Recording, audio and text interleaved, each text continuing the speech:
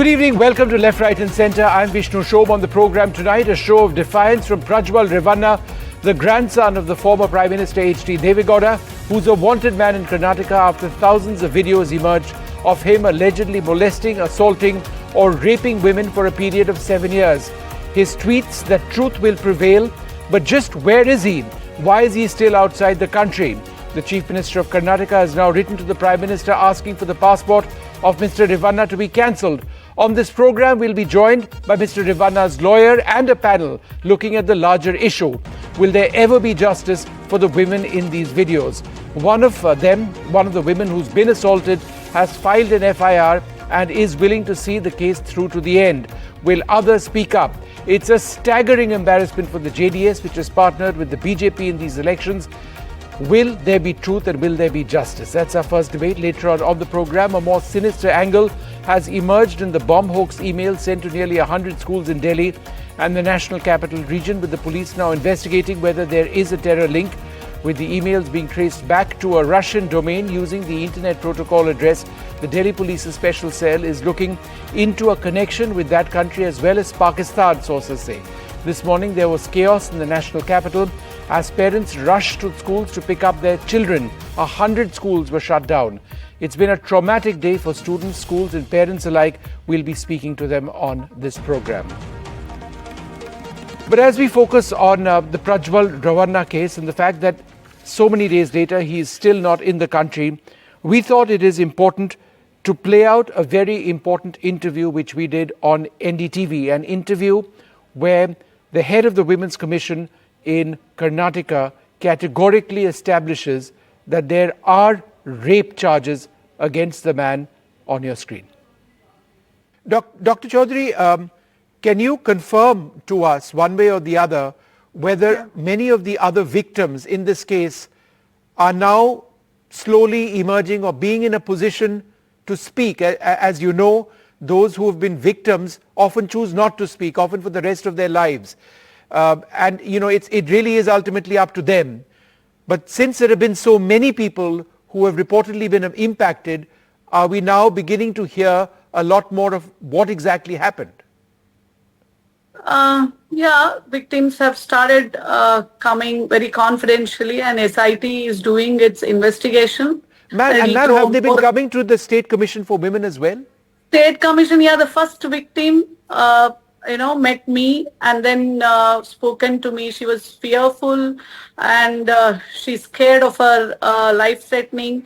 But yes, she's been in the police protection and her confidentiality is maintained and the investigations are going on. And ma'am, this is the same person who filed the FIR, right? Yes, right. And ma'am, since then, my question is this: are you aware of other women coming forward? Because there are 2,800 reported videos out there. Not to the commission. Not to the commission. Are you aware of them going to the SIT? No, it has been a confidential matter, so it's been not discussed. Got it. And ma'am, just so that we are very clear about this, several of these are accusations of rape that we are looking at, right? Yes, yes. It's not, we have a terrible word in India we keep using, molestation. It's actually assault. But then there is assault. I mean, the law says there are different forms of assault. And then, of course, there is rape and different classifications of the law in dealing with rape. These are rape cases, right, that we are talking about, several of them? Yes. Of course, it's very terrible to watch those videos. Your blood starts boiling. And as Brinda said, this matter should not get politicized. Here we are speaking about the victims and the protection. And yesterday I wrote even to the police commissioner because many of them were sharing on other social media platforms about them. And I've asked the police commissioner to take a strict action on those who are still sharing it on many social platforms, I felt this is the responsibility of every citizen who is watching this should stop sharing it, if they respect the women of this land. Ma'am, I just want to confirm that these videos show non-consensual sex, that there is physical assault and rape which has been filmed. Is that what some of these videos show? Yeah, that's what some of the videos shows. You're right. Ma'am, that is much more direct now, I mean, because it was vague in the past. But you are saying, as a person in a position of responsibility, as the chairperson of the Karnataka State Commission for Women, that the videos show rape, some of them, right?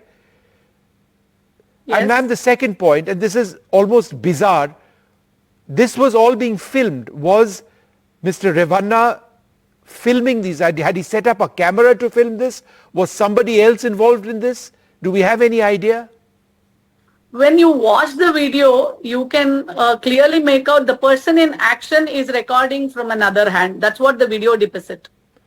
And ma'am, this is something that went on for an extended period of time, right? Yeah, probably. And ma'am, there was no complaint from anybody, no FIR, nothing of the sort. Unfortunately. And you probably, helpless. They were fearful.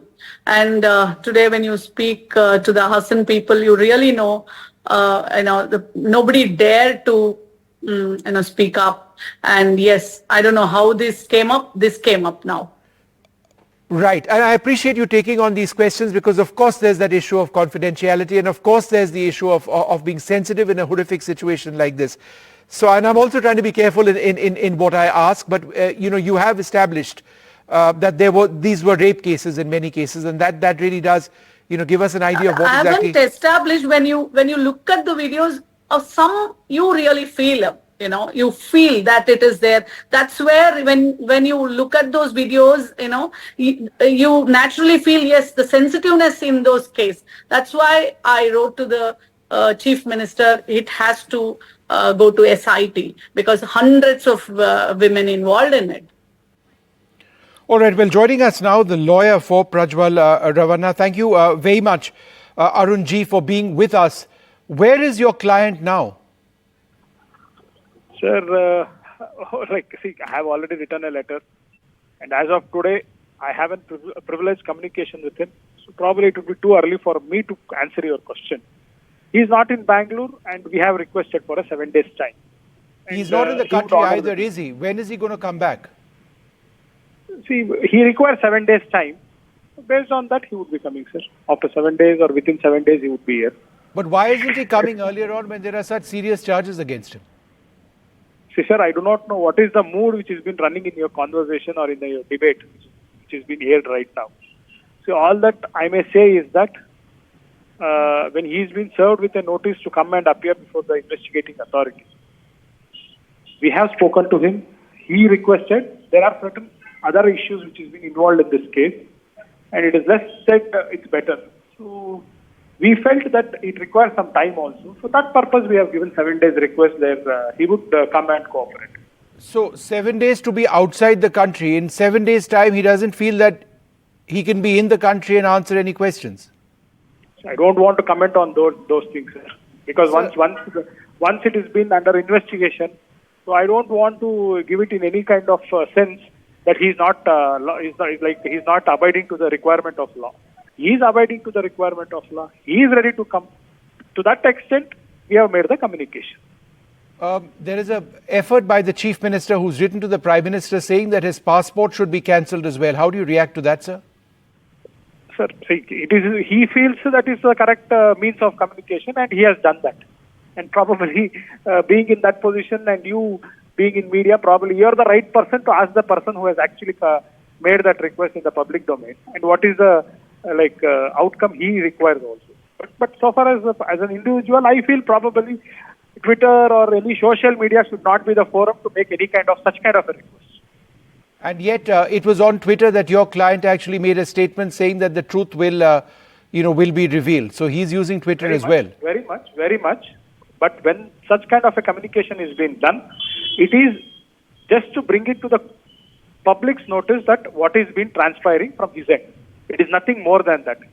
That letter is only appealing to the public as well as the people who are doubting him unnecessarily or who are too early to draw certain conclusions.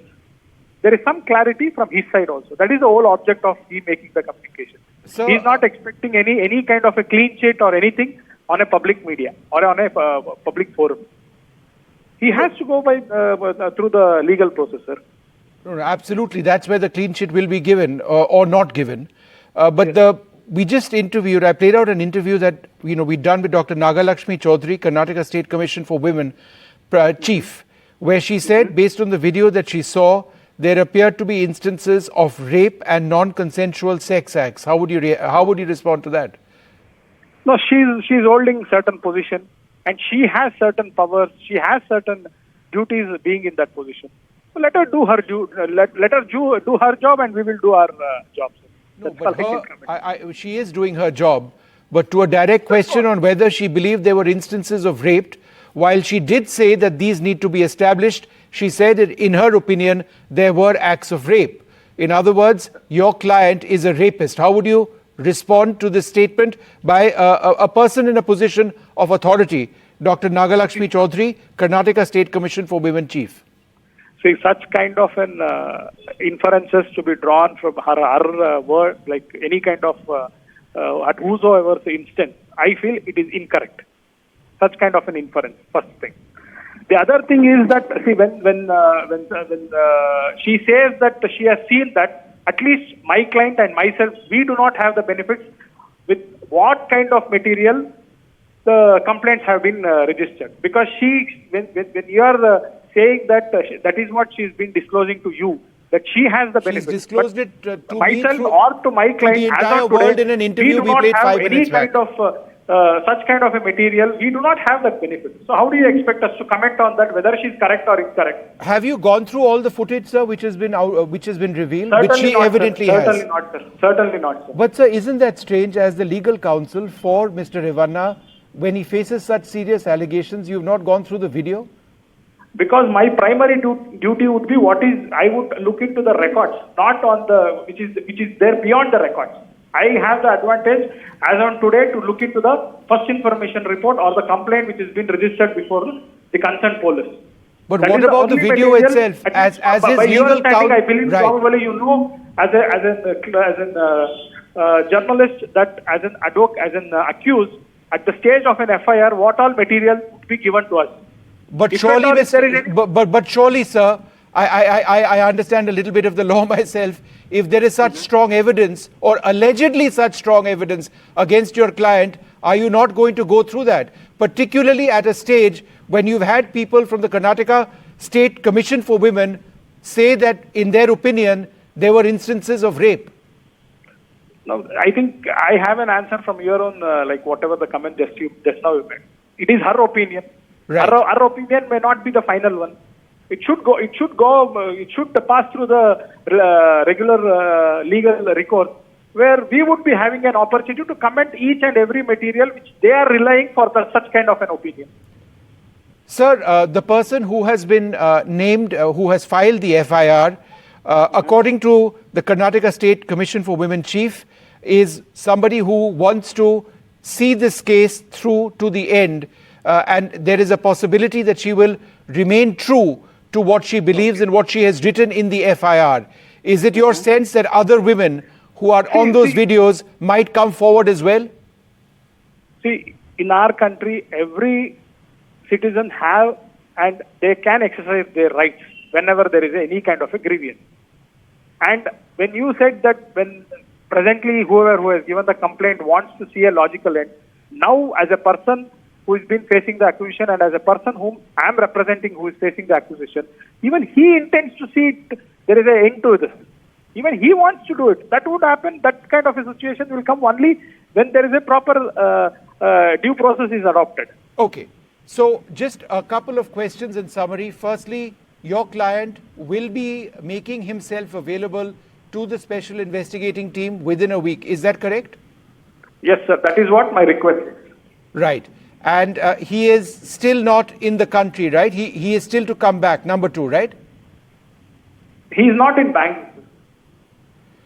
The third point is you are, as his lawyer, denying that there is any rape which has taken place. Is that correct? Yes, sir. All right. Mr. Arunji, I appreciate you speaking to us and defending your client in this case. a very serious one indeed. I'm joined now by Aishwarya Mahadev of the Congress Party, Mamta Kale, the political analyst, Shugato Srinivas Raju, a senior journalist, and Tara Krishna Swamy. I'm also joined by Dr. Vikram Singh, who's a former Director General of Police as well. Dr. Vikram Singh, when the charges are very serious, you've had people in a position of authority who have actually spoken to those who have alleged assault, say that they believe that the videos actually show rape as well.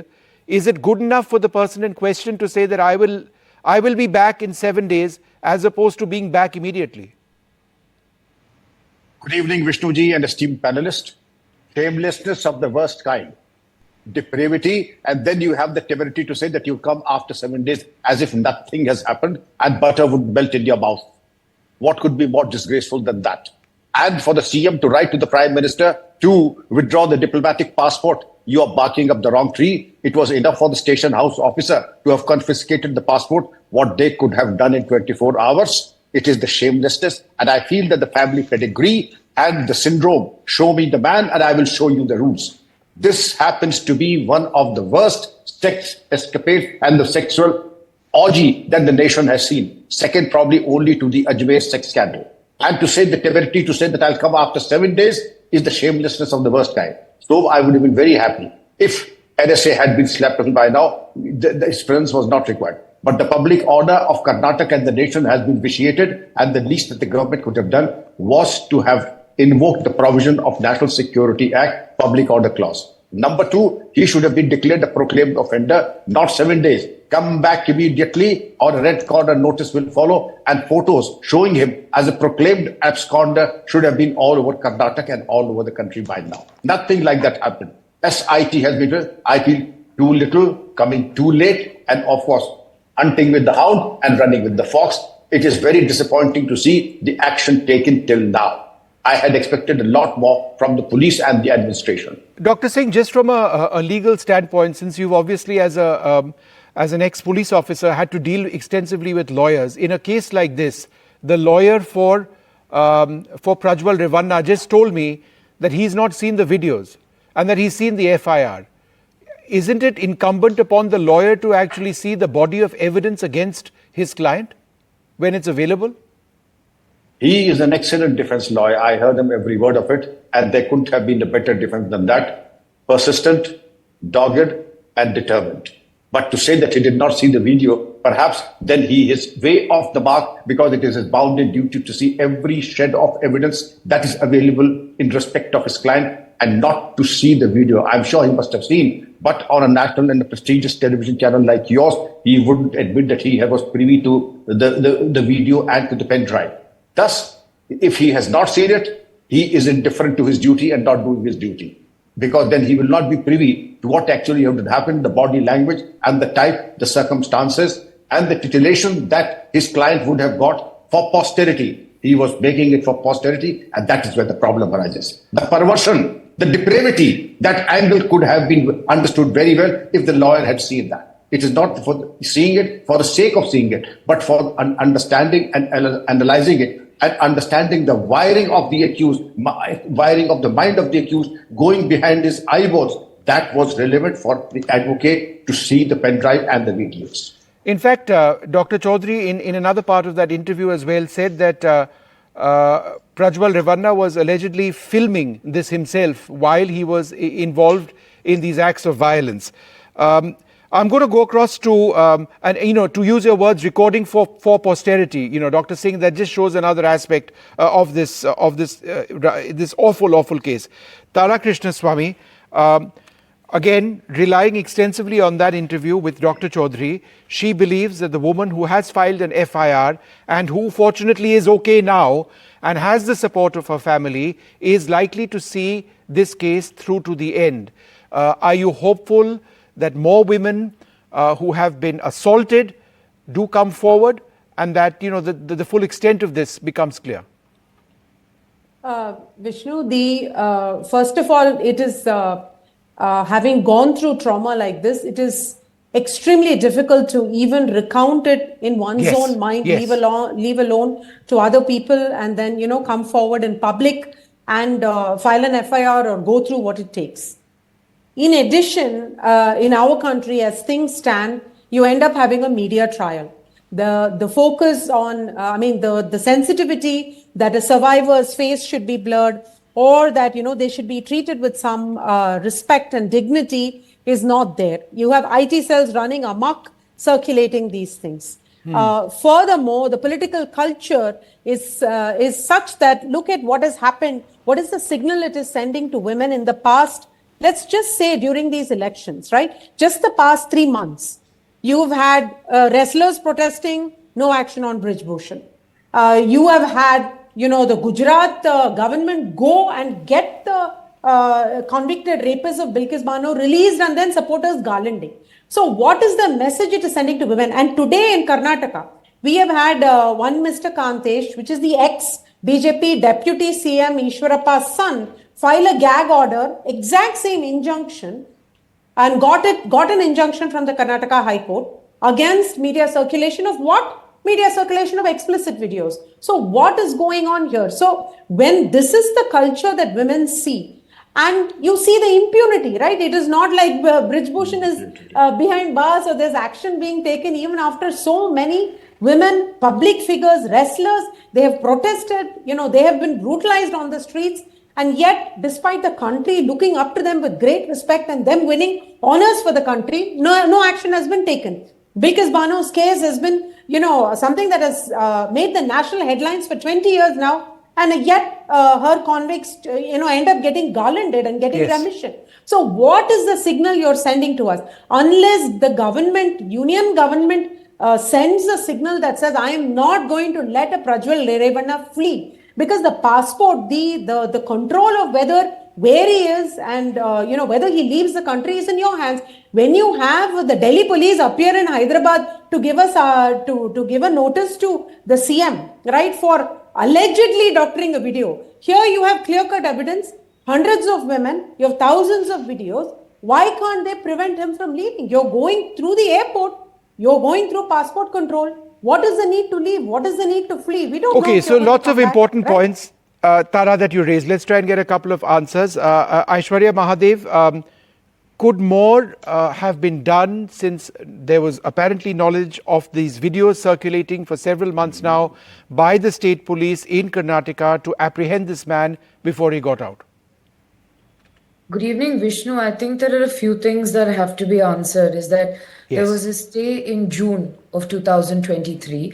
In December, on 8th December, you saw a BJP worker write to the Home Minister and his state president stating that they shouldn't ally with the JDS because 2009-76 videos of this sort are there. In February, leaders of the BJP themselves apprised the Home Minister saying this alliance should not happen. And even then, while being completely aware, they continue to not only give him a ticket, also campaign for him, and that is unfortunate. The second sequence of events before polling, and because see, there's a lot of speculation as to the timelines.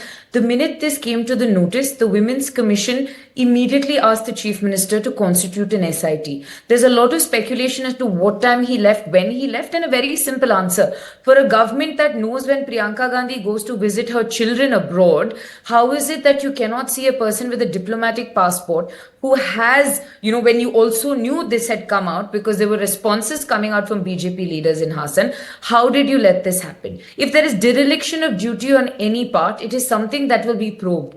But more importantly, for somebody that says truth will prevail, for them to be hiding or wherever, holidaying or whatever else in a foreign country is absolutely shameful. If the truth will prevail and if you have nothing to hide, because the lawyer's blatant sort of answer of not knowing what evidence he was filing for is shameful. But if you had nothing to hide, you will come back and face the law because his father is still here. I believe that an investigation is going to happen. We're going to see what the truth is. And this is not only about Mr. Prajwal Revanna. This is also about the people that bought hundreds of women's videos out into the public domain, and from the rural area they come from, not only ostracism, the sort of threat to their life, the sort of social backlash that they face is something that nobody has seen or even spoken about. And that is extremely unfortunate. I appreciate Naglakshmi Chaudhary when she said she's asked for a strict order of action against anybody circulating this.